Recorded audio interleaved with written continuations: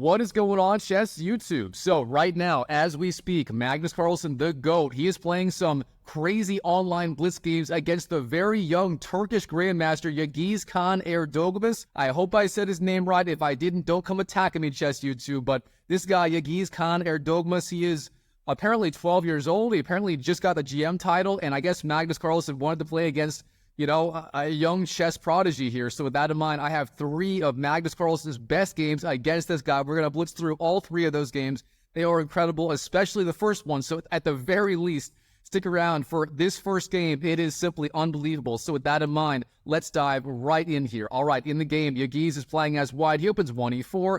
Magnus does go 1c5, the Sicilian defense. Then we have knight f3, knight to c6, and of course, bishop b5, the Rossolimo variation. That is the main line at the highest level these days. All right, now here, of course, black plays literally everything in this position. I mean, Magnus does. He plays everything as black right here. In this game, he does go e6. That is one of the main lines nowadays, along with g6. All right, now here, Yagiz continues. Knight to c3, a little bit of a weird choice. Usually, white does either take on c6 or short castles, but knight c3 also playable, and Magnus here does go knight g to e7. That is one of the main ideas in this line for black. You go e6, intending knight g to e7, then you want to go a6, driving back that bishop on b5, and once the bishop goes away, maybe you go knight e to g6, bishop b7, short castles, and so on, and you should have a relatively okay game. All right, now here, Yagiz, he continues, short castles, Magnus goes g6, kind of a strange move.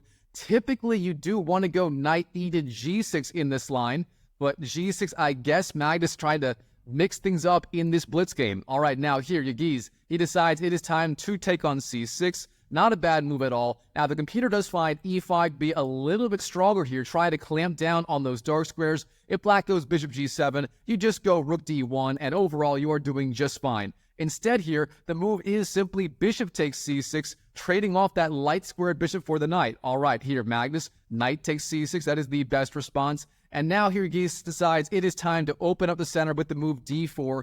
That is by far the strongest move, and we're going to have sort of an open Sicilian-style position here. I mean, I've never seen this exact position in a chess game, so this will be a treat for all of us.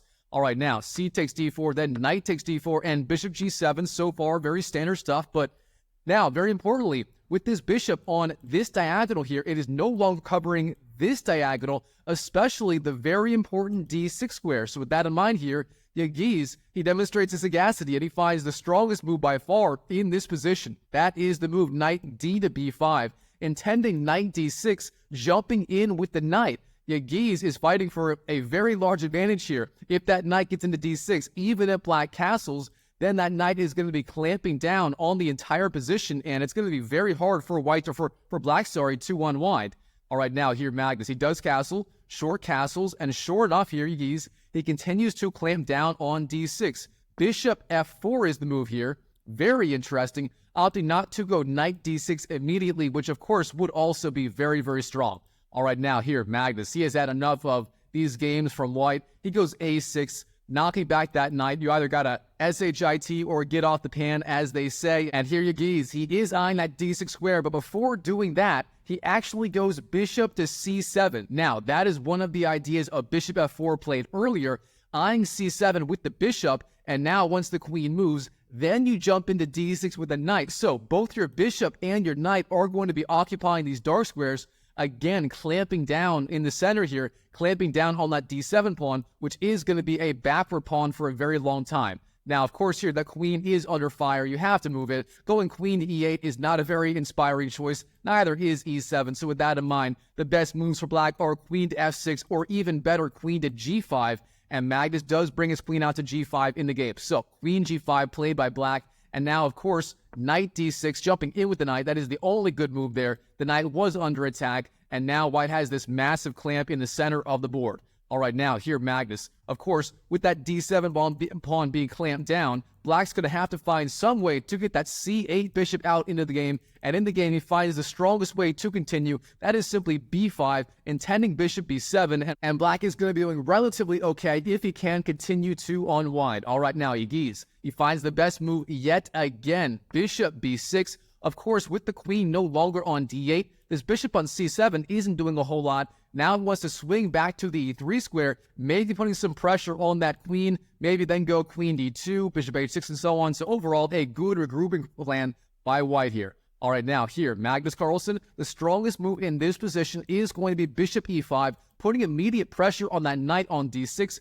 trying to drive it back. Now, instead here, rook b8 played in the game, putting pressure on that bishop, but this move turns out to be quite a bit weaker. White's going to have many different ways to try and capitalize on this. The strongest one is being f4, gaining space on the king side and driving back that queen, the intermediate move. Instead, bishop c7 played in the game, pressuring that rook on b8. Not a bad move per se. Now Magnus rook to a8. And now both sides do have this option of going for a draw by repetition. And here Yagiz, he does go for it. Bishop b6, inviting rook b8, then bishop c7, rook a8, bishop b6, rook b8, and so on would be a threefold draw by repetition. That would be a draw on the spot. But instead here, Magnus, he's in a very fighting mood. He goes b4, and this move turns out to be a very significant mistake, as you can see by the eval bar on the left side of your screen, kind of skyrocketing up. And now here, it's just making too many weaknesses on the queen side, and with that in mind, knight to a4 jumps in a very strong move,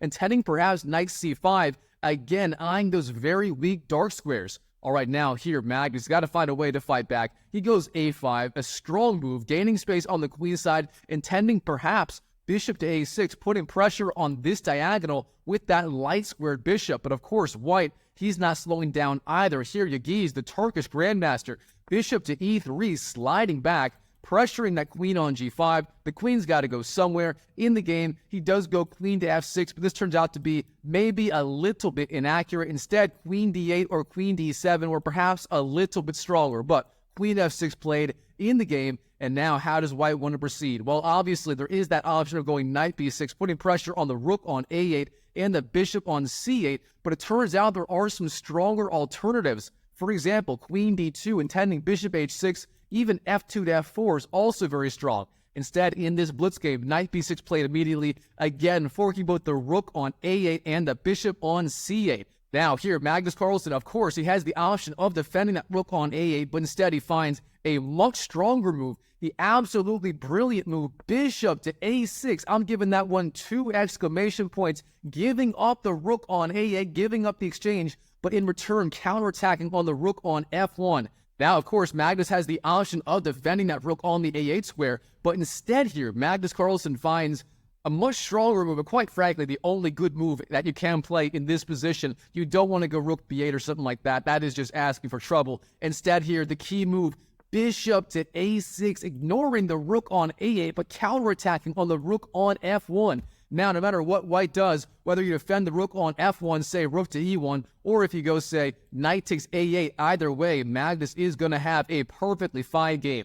Now, in the game, Yagiz does go knight takes a8, winning that rook on a8, and of course here, Magnus is going to recapture on f1, bishop takes f1, winning the rook on the f1 square. Now, I do want to point out, surprisingly, the computer does say rook takes a8, actually ignoring the rook on f1 is the stronger move, but that line is very complicated. Don't even try to ask me why. I'm not sure. Instead, bishop takes f1, played in the game by the GOAT Magnus Carlsen, and now, of course, with that knight on a8 being attacked, Yagiz does get it out of the line of fire. So, in the game, the strongest move is knight to c7, retreating the knight, but instead here, knight b6 played by Yagiz, and this turns out to be a very significant mistake. Here, black's going to have many different moves to fight for the advantage, the strongest one being simply queen takes b2, gobbling up that free pawn on the queen side. So just winning that free pawn and permanently damaging white's pawn structure, with the remaining pawns being on c1 and a1. Instead here in the game,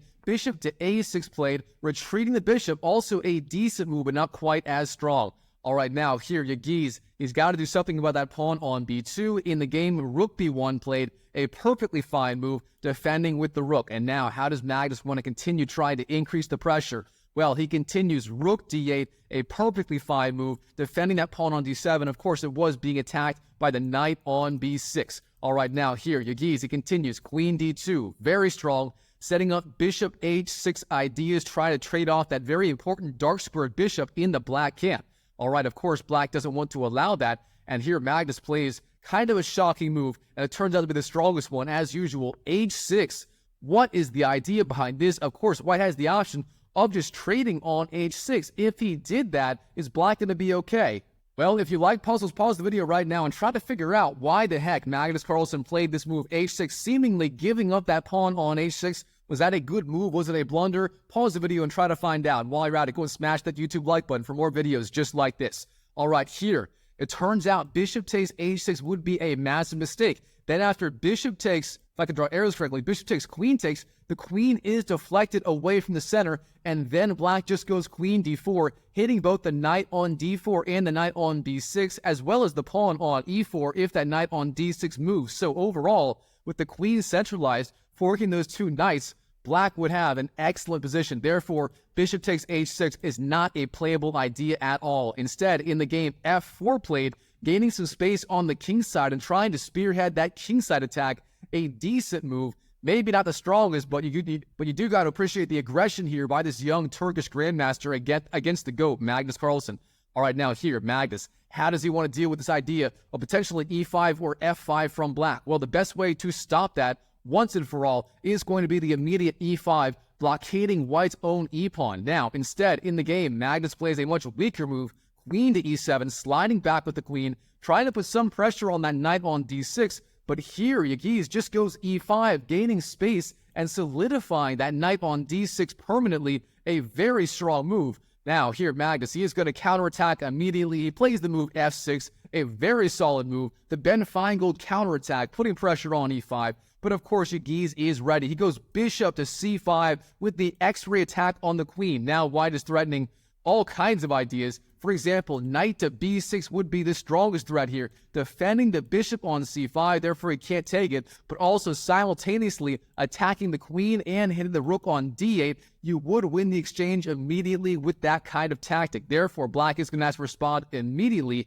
Now, how should black respond? Well, turns out the right way forward here is bishop to f8. The point being, if you do something like knight to b6, then you can move the queen, say queen g7, attack the bishop. If you take the rook, you win the bishop. The knight is kind of trapped on d8, and overall black can hang on. Instead, f takes e5 played in the game, a much simpler option. It's decent, but not as strong. And here, of course, knight to b7 comes. I'm giving that exclamation point, a very strong move, defending the bishop, hitting the queen, and hitting the rook on d8 all at once. All right, here, Magnus, he has to block the attack. He goes d6, the best move, hitting the bishop on c5, and of course, blocking the attack on the queen. But here, Yagiz just takes the rook on d8. Knight takes d8 is the move, then queen takes d8, then queen takes d6. Yagiz flying in with the queen, and now the queens do come flying off the board. Queen takes, then bishop takes, and then we have the move e4 by Magnus Carlsen, jumping down with the pawn, avoiding the trade, but this turns out to be very, very weak. Instead, e takes f4 was the right move,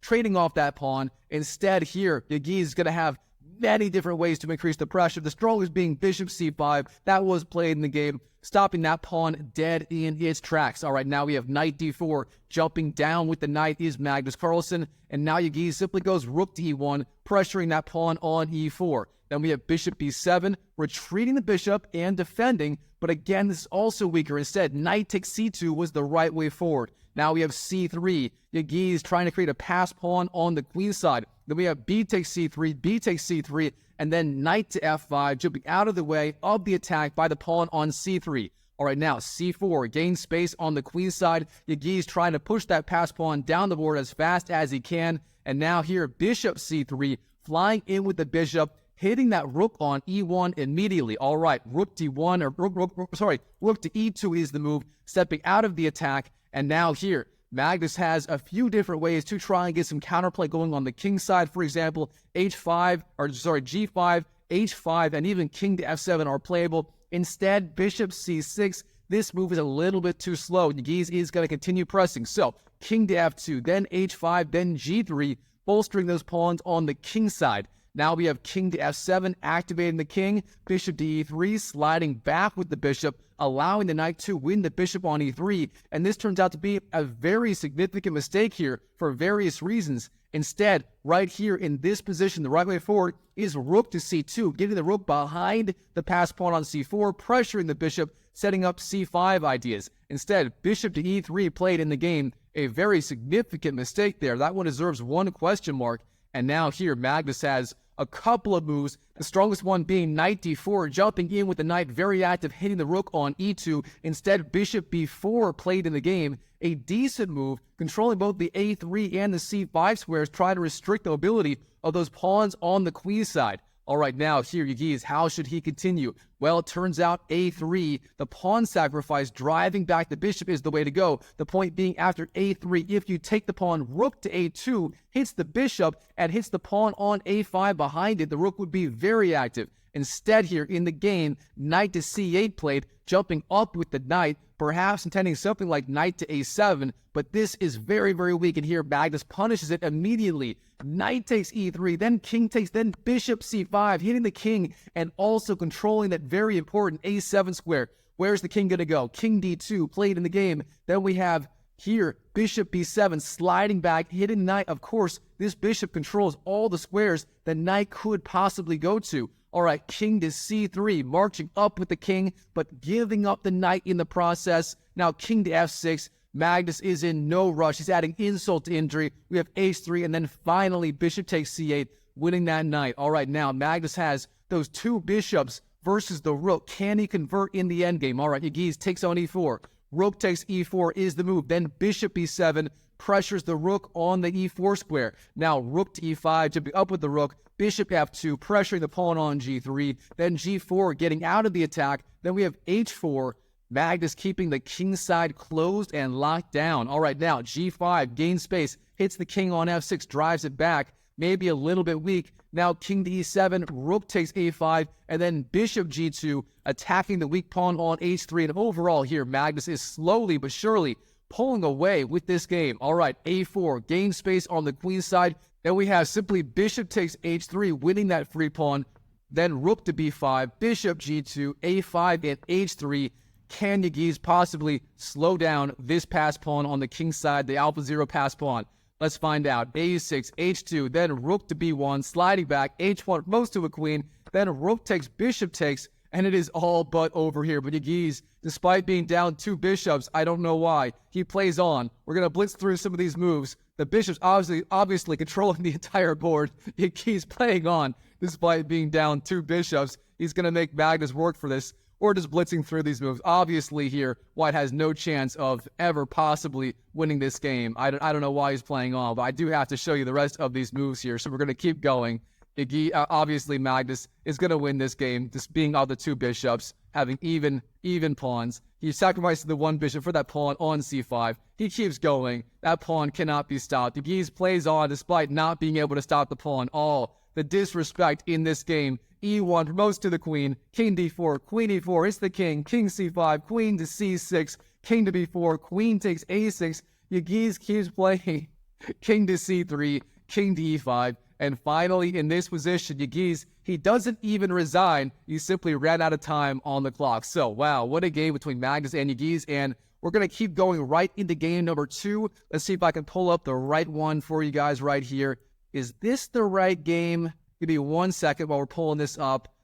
Yes, this is the correct one. All right, in this game, Magnus is playing as White. So I'm going to pause the video and switch those up. All right, we've got game number 2. Magnus here is playing as White. He opens 1e4, and Yagiz, he actually goes d5, the Scandinavian defense. I did not expect that. I assumed he'd be more of a classical player, but here we go, the Scandinavian, and both sides follow one of the absolute main lines of it. So e takes d5, then queen takes, then knight c3, queen a5, then, of course, d4. Now we have knight f6, knight f3, and so far, very, very standard stuff. And now the move bishop to f5. Now, this move leads to a very long forcing line. If White wants to get the biggest possible advantage, he has to go knight e5, then bishop c4, and then ideas like g4 immediately gaining space on the king side. And sure enough, that is what he goes for. So, the immediate knight d5, jumping in with the knight, a very good multi-purpose move. First of all, you are setting up the threat of bishop to c4, piling up on that pawn on f7. Beyond that, with the knight on e5, the queen now controls g4, as does the knight,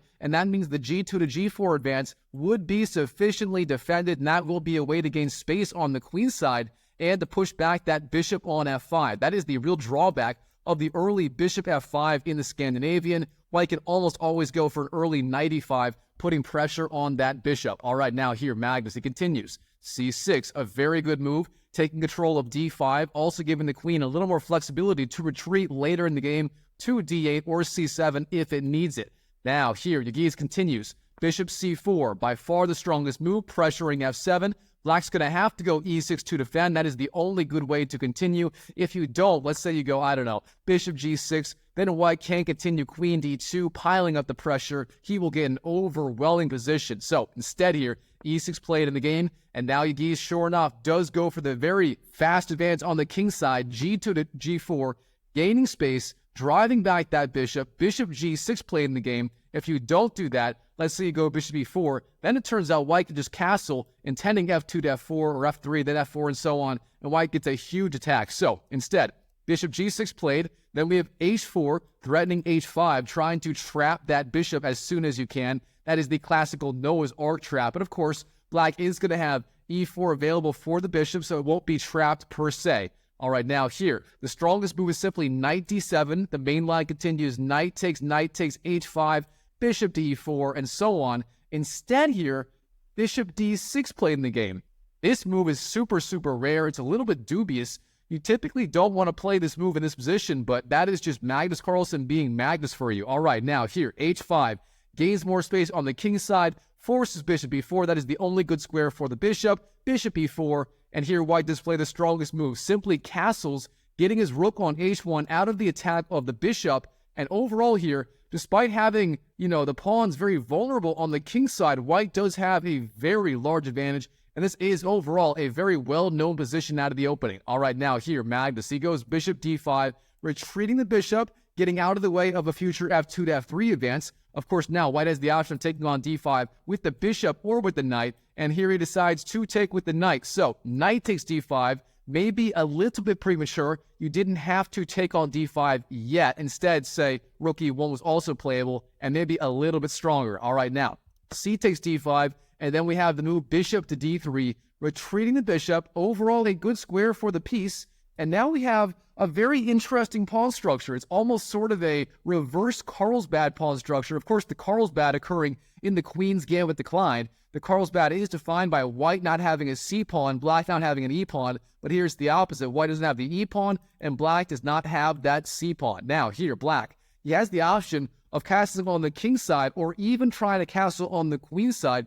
The game will go in completely different directions. All right, in the game here, h6 played by Magnus Carlsen, clamping down on g5, trying to stop a fast g5 or bishop g5 advance. Not a bad move per se. All right, now here, rook to e1 played by Yagiz. Decent move, lining up the rook on the semi-open c-file. Maybe he wants to continue c3, a4, b4, and so on. That would be one idea. All right, now Magnus, knight c6, develops the knight to the best possible square, puts pressure on e5 immediately, very solid, and Yagiz does go c3, again intending perhaps a very fast a4, b4, b5, and so on. That would be one very good way to play the position, gaining space on the queen side and putting more pressure on black. Excuse me here. All right, Magnus, he is having none of this. He goes queen to c7 immediately, dropping back his queen, a perfectly fine move, and very importantly, staying flexible with his king. Where does his king want to go? Does he want to go to the queen side or to the king side? We'll have to wait and see. All right, now, queen e2, played by Yagiz, a decent move, a good square for the queen overall. And Magnus Carlsen here, he decides it is time to knock off that knight on the e5 square. This is not recommended. Instead, the stronger moves were simply short castles or long castles. But here, Magnus, sure enough, bishop takes e5 played in the game. Then we have d takes e5, pressuring that knight on f6, and now knight f d7 played in the game. All right, now here, of course, that pawn on e5 is being attacked. Excuse me here. I'm repeating moves. Now that pawn on e5 is being attacked 3 times by the knight, and the queen on c7, only supported twice by the queen and the rook. Therefore, bishop f4 is played by white. That is the strongest move. Now here, Magnus, again, he has the option of castling on the king side or the queen side, and sure enough, he decides it is time to castle long. Now we are going to have an opposite sides castling scenario. White, of course, his plan is perhaps a4, b4, b5, and so on, driving back the black pieces, whereas black is going to have to go either f6 or g6 at some point, try to open up lines on the king side. All right, now, bishop g3 played in the game, retreats the bishop, perhaps, maybe intending f4. I'm not so sure about this move. Instead, b4, a4, a5, then b5 was likely the stronger way to go. All right, now, Magnus, knight c5, jumping in with the knight, a strong move. The knight's going to have access to, for example, e4 later in the game. That would be a very good square for that knight. Now we have the move bishop c2, dropping back with the bishop. Of course, it was being attacked by the knight on c5. That was one of the ideas of that knight c5 advance. And now we have the very strong move d4, sort of in the spirit of the open Spanish of the Roy Lopez. D4 is a very common break and a very similar kind of pawn structure in those lines. Now here, rook a d1, then we have d takes c3, and then b takes c3, and the first pair of rooks come flying off the board. So rook takes d1, then rook takes, and then rook to d8, sliding over with the rook. Now here Yagiz, he decides it is time to jump in with the rook of his own. Rook d6 played, jumping forward. The point being, if you take that rook, then e takes d6, recaptures on d6. A very interesting try. But overall, black is going to be doing relatively okay, even if you do trade on d6, and that is what happens in the game. So, rook takes, e takes. All right, in this second game, Magnus Carlsen is playing as white, Yagiz is black. So, Magnus opens 1, e4, and Yagiz here, surprisingly, he does go d5, the Scandinavian defense. I did not expect that move here in this game, but sure enough, this is what we have happening on the board. So, Magnus follows the absolute main line for many, many moves. E takes d5, then queen takes, then knight c3, queen to a5, d4, knight f6, knight f3, and here, the first slightly strange move of the game. The main line here for black is c6, giving the queen some extra retreat squares on d8 and c7 and trying to control that d5 square. Instead here, bishop f5 played by Yagiz, and this move is a little bit weaker. Now, what is the problem with this move? Well, it turns out in the Scandinavian, when white goes knight to c3 and black goes queen to a5, these early bishop f5 advances are a little bit vulnerable, as white's always going to have the option of going for a very fast knight to e5 as played in the game. Now, this knight e5 advance has two main threats. First of all, you have the option of going bishop c4, piling up pressure on f7, threatening bishop takes f7 and knight takes f7. That is the first threat. The second threat is you can go for a very fast g2 to g4 advance, as now with that knight on e5, the pawn on g4 would be supported by the knight and the queen. That would drive back the bishop, say, to g6. Then you can go h2 to h4, threatening h5, and so on. And overall, white gets a lot of activity on the king side very, very fast in the Scandinavian. So again, that is the drawback of an early bishop f5. White can go knight e5 with many threats. First of all, g4, but also bishop c4. Now here, Yagiz, he knows this. He goes c6, trying to defend on the queen side. The point being, again, controlling d5 a little bit better and giving the queen some retreat squares on c7 and d8. So not a bad move at all. All right, now, Magnus, bishop c4. He's following the absolute main line here, putting pressure on that weak pawn on f7. Now, Yagiz, e6, blocking the attack. And now, sure enough, Magnus, he knows his opening theory. He goes g4, attacking that bishop on f5, driving it back. And now bishop g6 is virtually forced. Instead, if you go bishop e4, that is technically playable, but it is a lot weaker. White can just castle, intending a very fast f2 to f4, gaining space on the king side, spearheading the attack. And overall, white's going to be doing excellent. So, bishop g6 played by Yagiz. That is the strongest move here by black. But it's not a fun move to make, as here, Magnus, the GOAT, he's going to go h4, gaining even more space on the king side, threatening a fast h5, threatening to try and trap that bishop. Now, of course, the bishop is not going to be trapped just yet. It is going to have the option of going to e4 later, and of course, that bishop on e4 would be defended by the knight. Therefore, knight takes e4 doesn't win it. But overall, it's not a fun position to play as black. Now, Yagiz, he continues. Bishop d6, a very rare move. Instead, knight b d7 is the most common here. If my computer would stop lagging, knight d7 is the most common here, putting immediate pressure on that knight on d5. Then the main line continues. Knight takes d7, knight takes h5, bishop e4, and so on. Overall, white would have a very good initiative, but black is doing relatively okay. Instead, in the game, bishop d6 played by Yagiz, and this move is quite a bit more rare. I guess the idea, he wants to put pressure on that knight on e5 immediately and set up short castles ideas. But again, this is not really recommended. And here, Magnus finds the strongest line, simply h5 right away, putting pressure on that bishop on g6. Now, where is it going to go? Bishop e4 is literally the only move. Everything else is covered. So, Bishop e4 played in the game. Now on e4, that bishop is hitting the rook on the h1 square, and very importantly, the knight on c3 is currently being pinned by the queen to the king on e1. Therefore, knight takes e4 is not a legal move. Therefore, you will have to castle or do something else in the game. Short castles played by Magnus Carlsen, a very strong move, but shockingly, queen to e2, according to the engine, was also strong there for tactical reasons. Instead, short castles by Magnus. Magnus keeping it simple in this game. All right, now here, Yagiz continues. Bishop d5, that is the strongest move. The point being, with the king on g1, the knight on c3 is no longer pinned by the queen to the king on e1, and therefore knight takes e4 was a threat. Therefore, bishop d5 is the move if you want to step out of that threat. All right, now here, in this position, Magnus does trade on d5. Knight takes d5, then c takes, then bishop d3, dropping back with the bishop. And now we have a very, very interesting imbalanced position in front of us. The point being, white has a huge space advantage on the king side, and we also have a reversed Carlsbad pawn structure. Now, this pawn structure right here, we often see it in the exchange variation of the Caro-Kann. For example, if white goes e4, then c6, then d4, then d5, then we trade on d5 with e takes, c takes, we would have the exact same pawn structure in the center here, with white missing the e pawn and black missing that c pawn.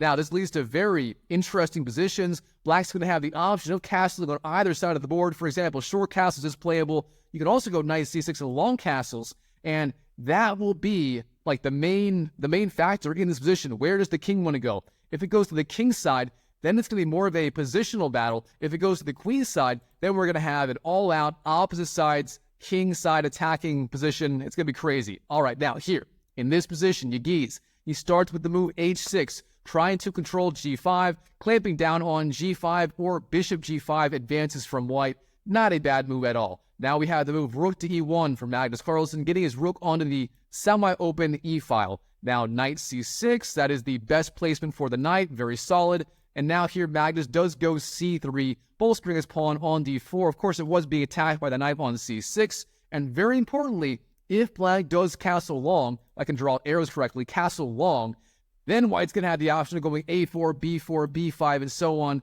spearheading that king side, or that queen side attack, thanks to that pawn on the c3 square. So a very strong idea. Now here, Yagiz, he's very concerned about that b4 advance. He knows it's coming. Therefore, queen to c7 was the move, dropping back with the queen immediately, again, if I can draw arrows correctly. All right, now here, Magnus, queen to e2, a very solid move. The queen is very well situated on e2, supporting that bishop on d3. Now we have bishop takes e5, d takes e5, and knight d7. Yagiz, and balancing the pawn structure. Now he has quite a bit of pressure on that pawn on e5. Both the knights and the queen are pressuring it. Therefore, white's going to have to defend, and bishop f4 is the move by Magnus. That is the only good move to defend that pawn. All right, now here, Yagiz, once again, he has the option of castling on either side of the board, and in this game, he chooses the more enterprising option. That is long castles. Now we're going to have a very fun game on our hands. Black long castling. Now it's going to be an all-out, opposite sides, attacking position. Obviously, white's going to want to go a4, a5, b4, b5, and so on. Whereas black, he's going to have to get something going, either f6 or g6 sooner or later. All right, here, Magnus, he continues. Bishop g3, a little bit slow. Instead, again, b4, then a4, a5, and b5 was the right way forward. Now here, Yagiz, knight to c5, jumping in with the knight, a very strong move, putting pressure on that bishop on d3, and here Magnus does preserve it. So, bishop c2 is the move in the game. Now here, Yagiz, very importantly, that knight on c5 is vulnerable. It can be knocked back with a very fast b4 advance. Therefore here, Yagiz simply goes d4, trying to make use of these very far advanced knights, trying to open up the center of the board. Now here, Magnus finds the strongest move, rook a d1, centralizing his rook. Then Yagiz takes on c3, d takes c3, then b takes c3. Then we have the first pair of rooks flying off the board. Rook takes c1, and then the other rook takes on d1 as well. Rook takes d1, and then rook d8, challenging white's rook on d1. Now, obviously, white has the option of trading the rooks. Rook takes d8 is technically playable, but instead in the game, Magnus plays a more interesting move at the very least. Rook to d6, jumping up to the very strong d6 outpost. The point being, if you take the rook on d6 with the rook, rook takes, then you recapture with the pawn, and that bishop does support that pawn on d6 for now. However, that pawn will be very, very weak, and here Yagiz simply takes on d6, rook takes, then e takes. Now the queen is under attack. The queen has many different good squares. For example, a5, b6, d7, and d8 are all playable. In the game, queen to a5 played by Yagiz. Now we have queen to f3. Jumping up with the queen, threatening f7, and defending that pawn on c3. A very solid move by Magnus. Now we have f6 trying to defend the good old-fashioned Ben Feingold counterattack.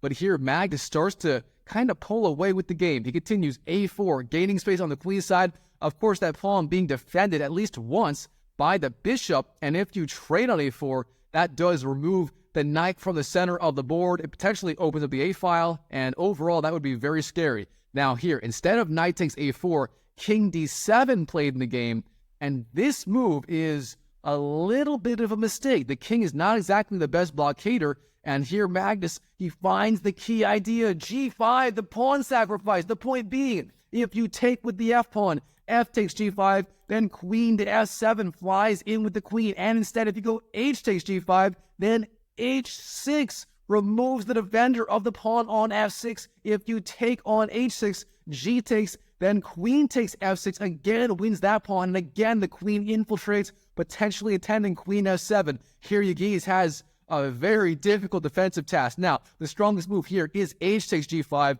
intending h6 for white. That would be very dangerous. Perhaps g takes, queen takes is the best sequence for black. Instead, in the game, king d8 played, retreating the king, and this is a massive mistake, as you can see by the eval bar skyrocketing on the left. Here we have simply g takes, and then queen to e3, sliding over with the queen, pressuring h6.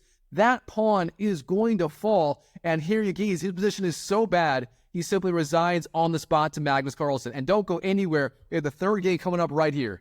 All right, in the final game here, Magnus is playing as black, and this game might be my favorite of the bunch because Yagiz here in this game, he's a madman. All right, let's just dive into it. e4, then e5, knight f3, knight c6, knight c3, knight to f6. And here the main move for white is d4, although bishop e5 is also played a decent amount of the time. But instead here, white goes for just a madman's move. You never see this move at the highest level, even in Blitz. He plays the move knight to d5. He's giving up the pawn on e4 immediately if black wants it. Knight d5. What an insane move. I believe this is called the Halloween Gambit or something like that. I forget offhand for sure. I mean, no one ever plays this. All right, Magnus here. He is up for the challenge. Knight takes e4. He wins the pawn on e4. That is the strongest move. Now, what is the idea from white? I mean, he gave it the pawn on e4. What is the idea? Well, he's going to break in the center with the move d4. So Yagiz playing the strongest move, trying to open the center when he's got some activity, maybe? I'm not really sure. All right, now here, black, the strongest move is just d6, bolstering the center, playing very solid. Instead, e takes d4, played by the goat in the game. Now, this opens up the e-file. If white can get his king castled and the rook on e1 very, very fast, that would be very dangerous for black. And white here is starting to maybe justify his crazy gambit. All right, he continues. Bishop d3, driving back that knight. The only way to defend it, really, is the move f5, but that is not a move you want to play, really. So instead here, the main moves for black are going to be knight to c5 and knight f6 in the game. Knight f6 played by the goat. Not bad at all. Now here, Yagiz, he has the option of short castling, but instead, in the game, queen to e2 played, and this move turns out is quite a bit stronger. All right, now here, if black defends bishop e7, white's going to have the option of going knight takes f6, doubling black's pawns as that bishop on e7 will be pinned to the king. And that is what happens. So, bishop e7, you can't go queen to e7 as the knight takes the queen, bishop e7, and then knight takes f6, hits the king with check, and you can't take with the bishop as that would leave the king exposed. So instead, g takes f6 is the only good move. And now here, black, his pawn structure on the king's side is absolutely ruined. Now, don't get me wrong, black is up 1-2 pawns. White, of course, sacrificed the pawn on e4, and then later the one on d4 after d2 to d4. But here, white has an initiative thanks to black's horribly placed king and his horrible pawn structure on the king's side. All right, Yagiz continues, short castles. Now Magnus, d6, trying to defend. How is Yagiz going to increase the pressure? Well, he continues with the move bishop b5, putting pressure on that knight on c6, pinning it to the king on e8 immediately. All right, now Magnus, bishop e6, trying to blockade the e-file, not a bad idea. And he also has the option of maybe going queen d7 and then long castle, trying to get his king away to safety. But it turns out this plan is a little bit too slow. And here Yagiz just jumps in with the knight. Knight takes d4, threatening knight takes e6, then queen takes. And of course, the knight on c6, again, is pinned to the king on e8. The knight can't move, while it's also threatening knight takes, b takes, bishop takes, hitting the king and the rook on a8. White has so many threats here. How is black going to defend? Well, he goes queen d7, defending both the e6 and the c6 squares. Not a bad move, but here again, white's going to increase the pressure with the very strong response. Queen to f3, pressuring c6 with the queen now. Man, Yagiz playing very strong in this game. All right, Magnus has got to defend. What's it going to be? It turns out the strongest move is a6, trying to maybe drive back that bishop, but instead d5 played in the game, blocking off this diagonal. Now here, Yagiz, he continues rook e1, piling up more and more pressure. My goodness, how is Magnus going to defend? Well, now he does go a6, putting pressure on that bishop. Now bishop takes c6 is the move, then b takes, and then the move bishop f4, flying out with the bishop. And now, of course, with the pawn structure on the queen side also being damaged, Magnus has no option of castling on the queen side. That would be suicide. You can't do that. So for now, his king is going to be stuck in the center of the board. Can he hang on? It's going to be a very wild game. All right, c5 puts pressure on that knight. Now Yagiz jumps in. Knight takes e6. And here Magnus does recapture with the f pawn. F takes e6. He does sort of improve his pawn structure. And now his king is likely going to stay in the center of the board with this giant mass of pawns supporting it. It's sort of like a Richter Rouser of the Sicilian defense. Very interesting. All right, now c4, trying to break up those queenside pawns. c6 does defend. Now if white takes on d5, black takes back with the c pawn. And again, black is doing relatively okay. All right, here, now Yagiz, queen to h5, hits the king on e8. The king now has to move as there is no way to block the check. Therefore, king d8 played in the game. All right, Yagiz continues. Rook a d1, piling up pressure. Magnus goes d4, trying to block the pressure. And now b4, gaining space on the queen side, trying to open up more lines of attack and trying to weaken the defense of the pawn on d4. If black goes c takes b4, then the pawn on d4, of course, will fall. Now, here, Magnus, he actually does go for it. You don't have to. You can go e5, say, bolstering d4, trying to drive back that bishop. Now, here, you can take on b4, but instead, in the game, a much stronger move was found by the goat. That is e5, driving back that bishop on f4 immediately. Now, bishop g3 played in the game, then c takes b4, and then f4, opening up lines of attack on the king side, trying to weaken e5, a very strong idea. But Magnus here, he simply goes e4, a very strange move. He's deciding it is more important to give up that pawn on e4 and keep the bishop hemmed in on g3 by its own pawn on f4 than it is to allow f takes e5. Now, it turns out e4 is a very critical mistake.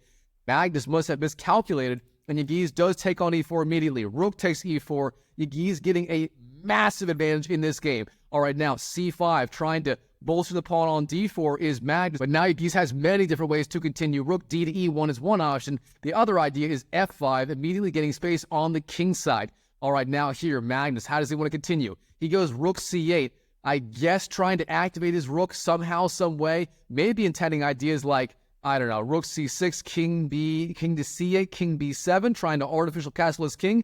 We'll have to wait and find out. Now, rook d to e1, piling up pressure on the bishop. Magnus goes rook to e8, defending, not a bad idea at all. But now queen to f7, infiltrating with the queen, piling up more and more pressure on that bishop on e7. All right, now rook c6 is the move, trying to defend. Then we have rook e6, jumping in with the own rook is white. Now we have rook takes, then f takes. The queen is under attack on the d7 square.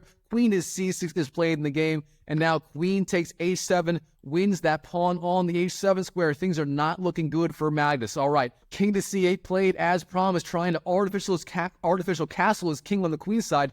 Maybe intending king b7. That is one idea. But now here he has the alpha 0 h pawn. He goes h4, simply intending h5. And that is what happens. a5 for Magnus, pushing his pawn majority. But now h5, the alpha 0 pawn, marching down the board. It's going to be a race on opposite sides of the board. Now we have bishop d6, offering the trade of bishops. Then we have queen to d7. Yagiz literally forcing those queens off the board. If you go, say, king to c8, then you win the queen on c6. Therefore, queen takes d7 is forced. Then we have e takes d7 and king takes d7. So Yagiz forcing an endgame, now trading off the rooks. Rook takes e8, and now here, of course, if you take that rook on e8, then you lose the bishop on d6. You effectively lose the game. Therefore, you are better off trading the bishop on g3. Bishop takes g3 was played by Magnus, but now the rook on e8 lives. All right, Yagiz, he ignores the rook, h6. The point being, if you take the rook, then the pawn does promote on h8 by force. All right, Magnus, king takes e8. He's trying to play on, but now h7, king d7, h8 promotes to a queen. For some reason, Magnus is playing on. I guess it's revenge from game one when Yagiz played on no matter what. This is wild. All right, bishop e5. Magnus trying to defend. Queen to h5, king e6, queen f3, a4. Magnus playing on, trying to push his pawns down the board. Queen d5, hits the king, king to f5. Queen takes c5. The pawns are falling. b3, Magnus plays on. A takes, then queen to b5, eyeing that b3 pawn, but now king to e4. Magnus marching his king down the board. Queen takes b3, d3. Maybe he can promote. King to f1, try to defend. King to e3, c5, king d2, and here's simply c6. And finally in this position, Magnus Carlsen has had enough. He resigns on the spot to, let's see if I can get his name correct here, Yagiz Kaan Erdogmus. Wow, what a game between Magnus and his opponent in this online Blitz match. All right, Chess YouTube, hope you enjoyed the video. If you did, smash that like button. And check out this video right here, where I cover 5 of Magnus Carlsen's very best games in the King's Gambit opening as white. If you want to see a really fun opening video, check that video out again of Magnus Carlsen playing the King's Gambit against 5 different opponents. It's a very fun video, and I'll see you in the next video.